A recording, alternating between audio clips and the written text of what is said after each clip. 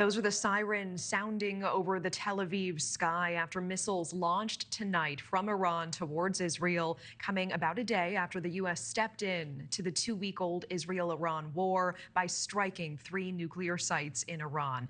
And Tel Aviv is where we find NewsNation correspondent Robert Sherman. Robert, what is the very latest from the ground there?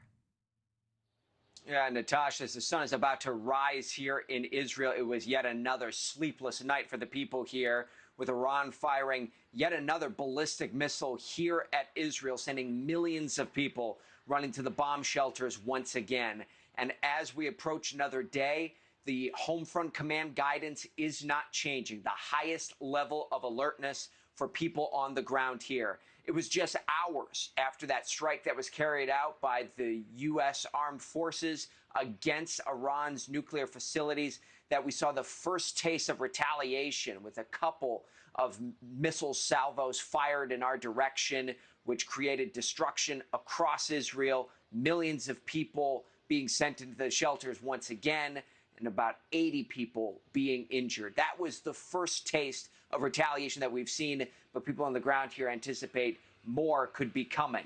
This, as the Israeli Air Force continues to pound away at Iran, hoping to knock out their ballistic missile sites and try and quell any further threats that could be coming from the east here.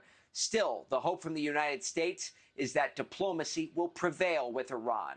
But Iran's foreign minister saying at this juncture, Tehran doesn't really have an appetite for talks. Take a listen. I think it is irrelevant to ask Iran to return to diplomacy, because we were in the middle of diplomacy. We were in the middle of talks with the United States when Israelis blew it up. We were in diplomacy, but we were attacked. Iran's foreign minister confirming that he will be traveling to Moscow in order to have conversations with Russian President Vladimir Putin. Meanwhile, in the Persian Gulf, the Iranian government floating the idea of shutting off the Strait of Hormuz, a major trade artery in which about 20% of the world's oil transits through every day. Secretary of State Marco Rubio was asked about this and says if Iran chooses to move and cut off that strait, it would be, quote unquote, economic suicide. Natasha? Yeah, I really appreciate that. And Robert, what can you tell us about the level of alert in the region as a whole, in neighboring countries as well, like Iraq, Syria, and Lebanon?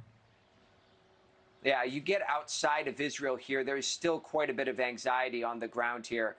We know that alerts have been issued to U.S. Embassy staffers in Lebanon, for example. We've heard from Saudi Arabia, who is operating at a higher level of alertness. The same can be said for the Gulf states, including Bahrain, which, keep in mind, that's where the United States Navy's 5th Fleet puts out from. And then, of course, Iraq as well is another country in which there's large numbers of militia and a large number of U.S. service members based there.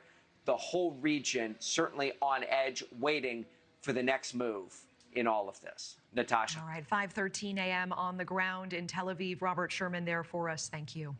Thank you for watching. Subscribe below and download our NewsNation app right now on your phone, and you will get fact-based, unbiased news for all Americans.